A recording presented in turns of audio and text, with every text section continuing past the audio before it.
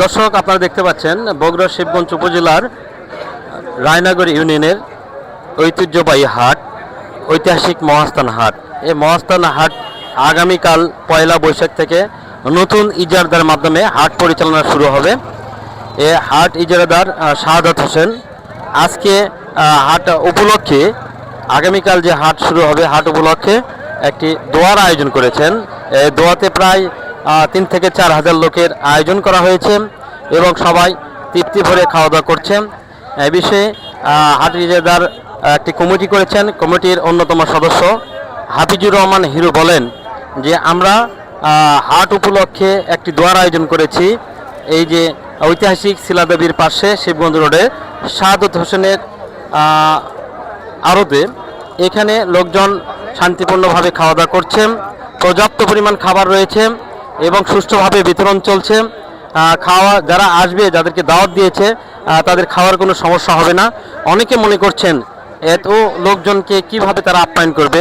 কমিটির পক্ষ থেকে জানানো হয়েছে যে যত লোকে আসুক, আমরা যাদেরকে দাওয়াত দিয়েছি তাদেরকে আমরা খাওয়াবো। দোয়া খাওয়ার পূর্বেই একটি দোয়ার আয়োজন করা হয়েছে।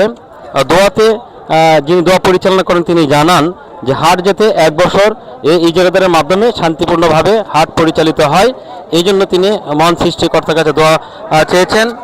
দোয়া পরিচালনা করেছেন মহাস্থান কেন্দ্রীয় মসজিদের ইমাম হাফেজ মাওলানা ইমদাদুল হক, মোগামতলা জামে মসজিদের খতিব মাওলানা আমিনুর রহমান, মহাস্থান কেন্দ্রীয় মসজিদের পেশ ইমাম মাওলানা মামুনুর রশিদ সহ আরও ওলামা ইকরামগণ দোয়ায় উপস্থিত ছিলেন। দোয়াতে এলাকার গণ্যমান্য ব্যক্তিবর্গ উপস্থিত ছিলেন। ইউপি সদস্য, হাট কমিটির অন্যতম সদস্যগণ উপস্থিত ছিলেন। এই ছিল সর্বশেষ মহাস্থান হাটের দোয়ার সর্বশেষ খবর। সাইদুর রহমান সাজু, আকাশ টিভি, বুড়া প্রধান, বগুড়া। 4,000 লোকের খাওয়ার আয়োজন করা হচ্ছে। হাটের দোয়া মাহফিল হচ্ছে। আমি মোহাম্মদ জাহাঙ্গীর হোসেন, ইউপি সদস্য সাবেক এবং এখানকার মেইন বাবুরসি, মানে হেড বাবুরসি। এখানে আমি ওই রান্নাবান্নার কাজে নিযুক্ত আছি হেড হিসেবে।